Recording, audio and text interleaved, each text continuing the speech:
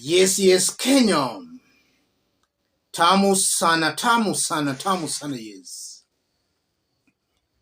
The big question, did William Ruto escape death in Meru County? Let's listen to Meru Senator before we continue. Last weekend, wakati tulikuwa na president hapa Meru, gari ya president yenyewe ilikuwa imebeba, ilipiga mguu hapa wakati ilikanyanga hiyo mashimo, na ikapiga mguu na hiyo gari ikasimama hapo. Kwa hivyo kama hata president mwenyewe yuko kwa hatari katika barabara zetu, nani akosifu? Mimi nimesema I felt so sorry for the president kuona gari yake imegonga na imepasuka mguu. So na imagine kama tulikuwa downhill na imepiga mguu, what could have happened to the head of state? Hiyo ndio shinda, mimi nauliza hiyo swali. Ni vizuri tulikuwa tunapanda juu, kwa hivyo ilipiga ikasimama hapo. Lakini kama tungekuwa tunaenda downhill na hiyo speed ya presidential motorcade, then we could be talking of other stories, which it is very unfortunate. Barabara inaweza kuwa namna hii na pesa iko mingi, budget tumepea Kenya National Kenya, tumepea pesa mingi, pesa ya maintenance, lakini wale watu wanapea kandarasi sijui ni akina nani. Labda kama wao wanajipea wenyewe ndio wasitumie hiyo pesa, because we don't understand. Kwa hivyo mimi naomba tafadhali Director General wa Kenya, lazima utembee hapa Meru, uone vile barabara zetu za Meru, Tharaka Nithi na Embu vile ziko. Sababu sisi ni walipa ushuru kama wengine.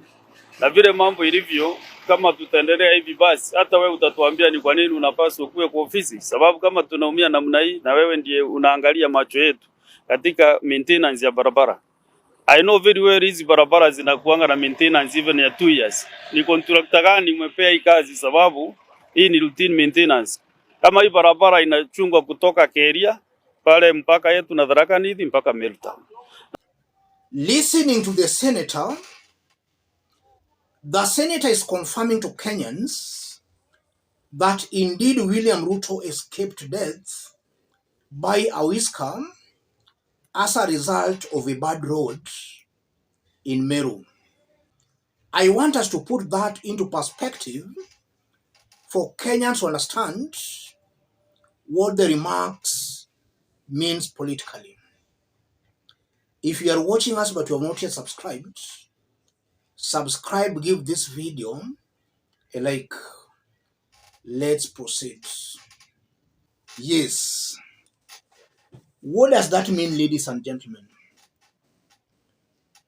William Ruto was in Meru County for about 3 days. He toured almost all Meru constituencies, playing politics, campaigning for 2027. Now we are being told that a road nearly killed him because of a pothole. That only means that this is a government that does not care about development, that is not delivering. I honestly believe that the 1 year 6 months William Ruto has been in power, they ought to have fixed that road. But what we are seeing is that William Ruto is always traveling outside. If he's in the country, he's touring the country, campaigning for 2027.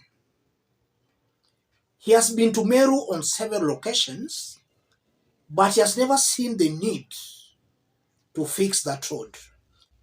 But he sees it fit campaigning for 2027.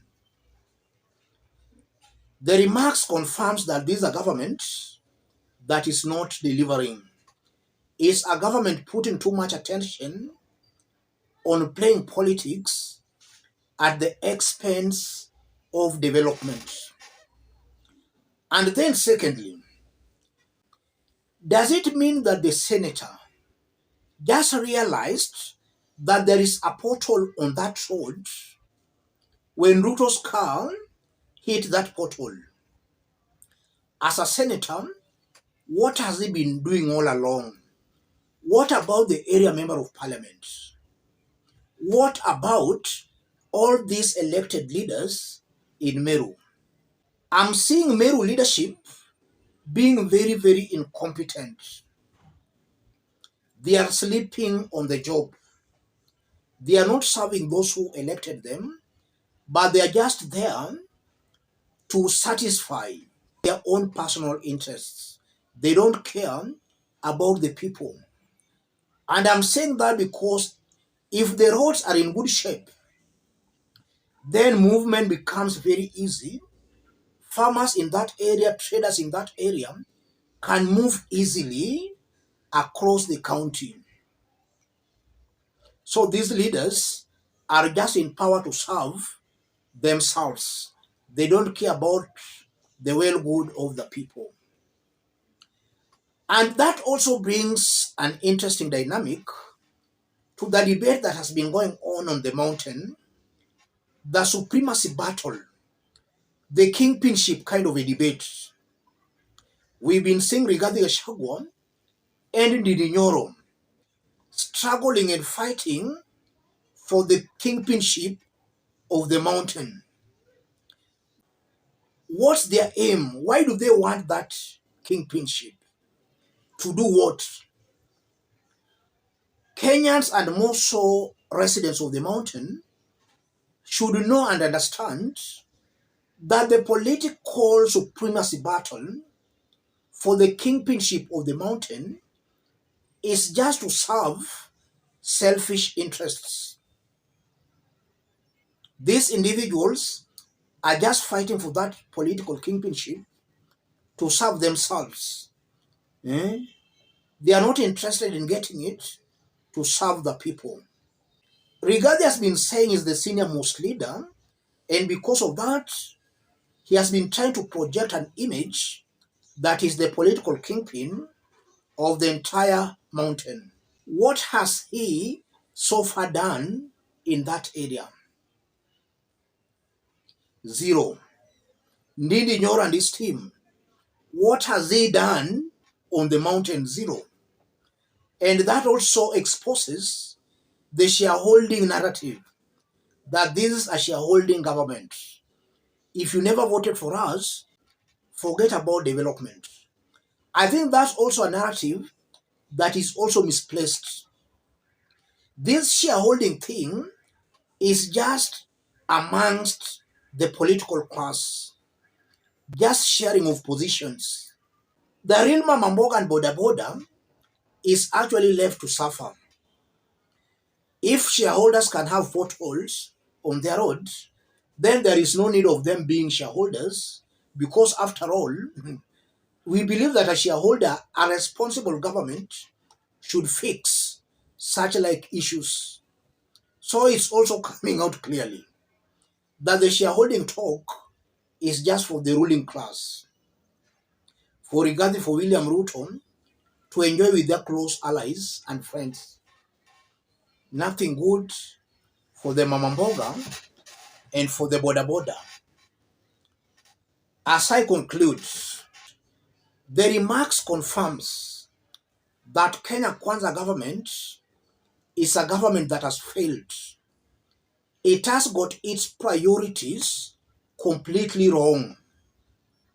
We've been seeing William Ruto dishing out money to some groups, and Rigathi has also been doing that.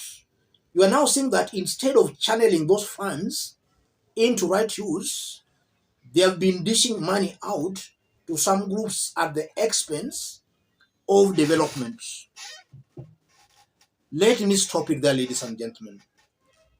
If you are watching us but you have not yet subscribed, subscribe, give this video a like. Those watching us outside Kenya, drop a comment, let us know from which part of the globe you are watching us from. The sentiments by the senator are a very embarrassing sentiments, exposing the government very, very badly. And instead of the senator talking through the press, why can't he just go and sit down with the president or with this government? These are leaders or politicians just playing on the psychology of those who elected them. If he's serious that there is a problem with the roads, he knows the right procedure. Coming to the media is just meant to hoodwink Kenyans that is actually performing. He's not performing.